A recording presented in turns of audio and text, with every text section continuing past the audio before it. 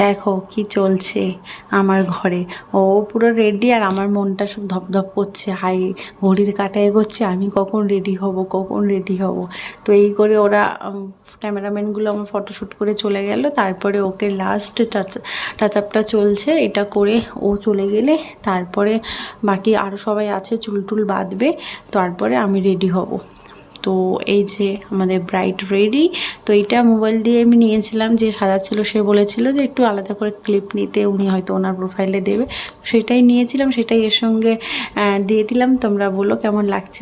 আমি রেডি হয়েছি, ওরা সব আমার বাড়িতে রেডি হয়েছে, আমার তো একটু দেরি হয়ে গেছে কারণ আমি তো নড়তে চড়তেই পারছি না।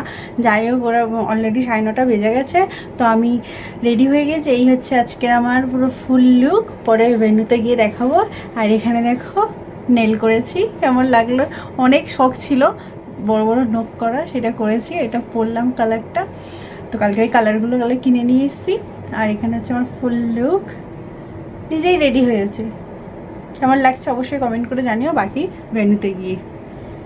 এই যে আমার পুচকিটাকে রেডি করেছি, ওকে তো এমনিতেই গরম, আর এমনিতে ওকে লেহেঙ্গা টেঙ্গা পরার থেকে না এরকম জিন্স এরকম জুতো পরলে ওকে সুন্দর লাগে, তো সেটাই পরিয়েছি। চলো, অনেকক্ষণ ধরে ওয়েট করছে, এবার চলো।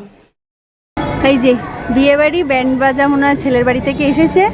আর এই যে বিয়েবাড়ির সামনে যেতে একটা কাণ্ড ঘটে গেছে। দেখো কি কাণ্ড ঘটেছে। নতুন জুতো পয়লা বৈশাখের সময় কিনলাম, পট করে জুতোর শোলটা বিয়েবাড়ির সামনে এসেছি আর শোলটা ছিঁড়ে গেছে।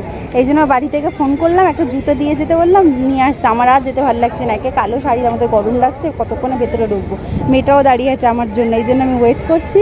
ভেতরে গেলে বাকি পুরোটা দেখাবো। এখানটায় তো ব্যান্ড বাজা এসেছে, তো মনে হচ্ছে আবার বাজাবে, এই জন্য দাঁড়িয়েছি।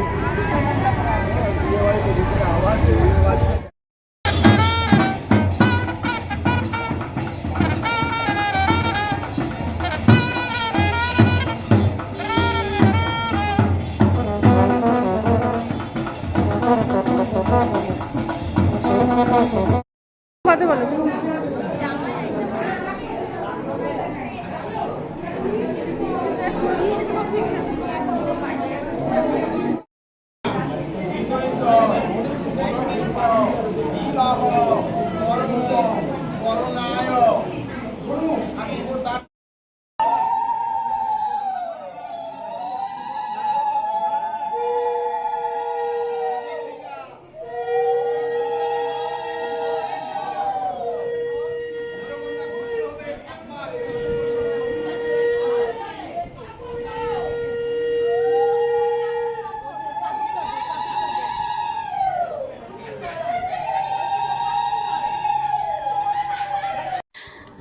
আমি এসেছি মোটামুটি 10টা বেজে গেছে, আর আমি ভাবলাম যে যাক বিয়ে টিয়ে মনে হয় সব শেষ হয়ে গেছে। তারপর এসে দেখছি যে না, বর এক ঘরে মেয়ে এক ঘরে, বিয়ের কিছুই শুরু হয়নি। আমি ভাবলাম যাক একটু বাঁচলাম, একটু সবার সাথে গল্প টল্প মজা যাক করা হবে। তো ফাইনালি আমি আসার 10 মিনিটের মধ্যে বিয়ে শুরু হয়েছে। তো এখানে এতক্ষণ দেখলেই বরের একটা কাপড় নিয়ে মুখটা ঢাকার চেষ্টা করছে। হ্যাঁ, বাঙালিদের এরকম একটা নিয়ম, আমরা যেরকম 7 পাকে ঘুরি, ছেলেটা এমনি দাঁড়িয়ে থাকে, ওদের হচ্ছে পান পাতা নিয়ে মেয়েটা ঘুরবে আর বরকে এরকম মুখটা ঢাকা দিয়ে রাখবে। বউ যখন পান পাতাটা সরাবে সেটা তখন বরেরও মুখটা খোলা হবে, খুলে ছাতনাতলায় দেখা হবে। তো এইটারই একটা নিয়ম। তো এইটা আমি অনেক ধরনের, যাদের বাড়িতে অনেক, যেমন বাঙালিদেরও অনেক ধরনের, অনেক বাড়িতে নিয়ম, এদেরও আলাদা নিয়ম। আমি এক জায়গায় দেখেছিলাম যে ছেলেটা চেয়ারে বসে আর মুখটা এরকম ঢেকে রাখে, আমারই ননদের বিয়ের সময় দেখেছিলাম, মানে দুঃসম্পর্কে ননদের মেয়ে। আবার ওর বেলা দেখছিলাম ছেলেটা দাঁড়িয়ে আছে আর এরকম কাপড় দিয়ে মুখটা ধরার চেষ্টা করছে। এবার ছেলেটা এত লম্বা, ওরা হাতই পাচ্ছে না, তাই নিয়ে সব হাসাহাসি করছে। আর বিয়েবাড়ি মানে তো জানো, হাসি মজা নিয়েই বিয়েবাড়িটা জমে ওঠে। তো এখানে আর বাঙাল ভাষা শুনতে শুনতে আমি আরও এক্সাইটেড হয়ে গেছি।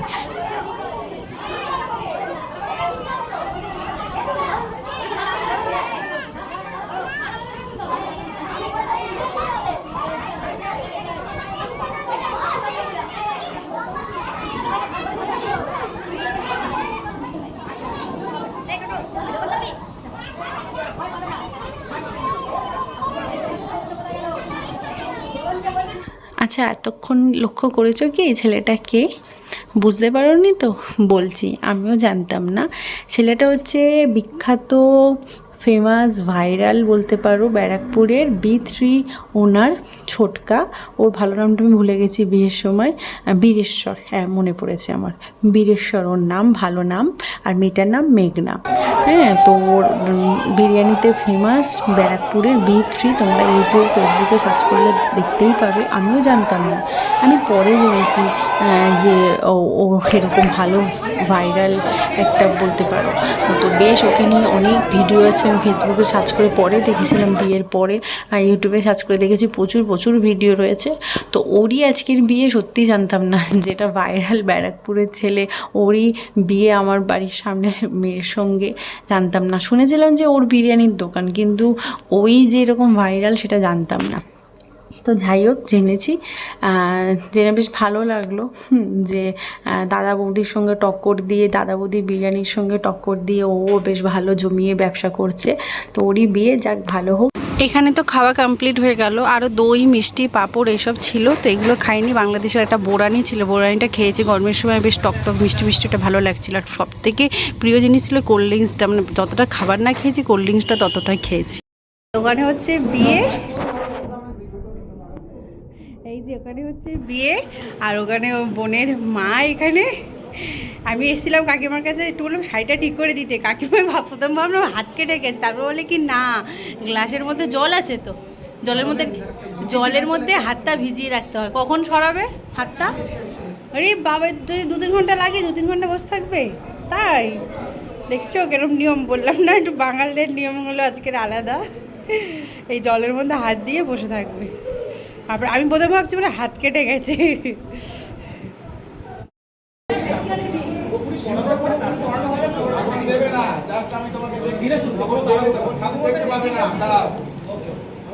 এরকম দেখছো, যখন দেবে তখন এরকম করে দিয়ে দেবে, তখন কিন্তু ওইদিকে তাকাবে না। এখন এমটা দেখিয়ে দিলাম,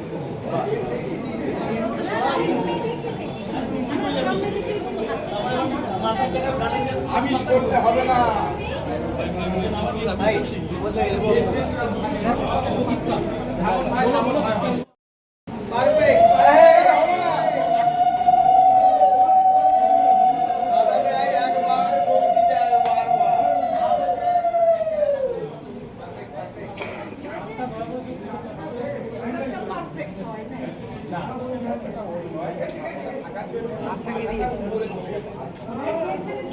একবারই মশাই করে নাও, তাহলে আর একদিন না শোনো, দেখো আমার দিকে দেখো, আগে দেখে রাখো, দেন না দেখে টানো, বা দেখে।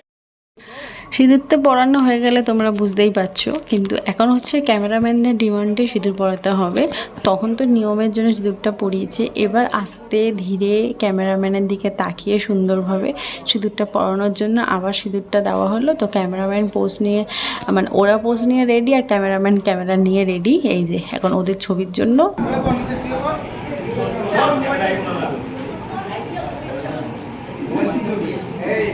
আমাদের থেকে আমি 5 মিনিট চেয়ে নিচ্ছি, চলে আসবে বিদেশ আন্দোলন।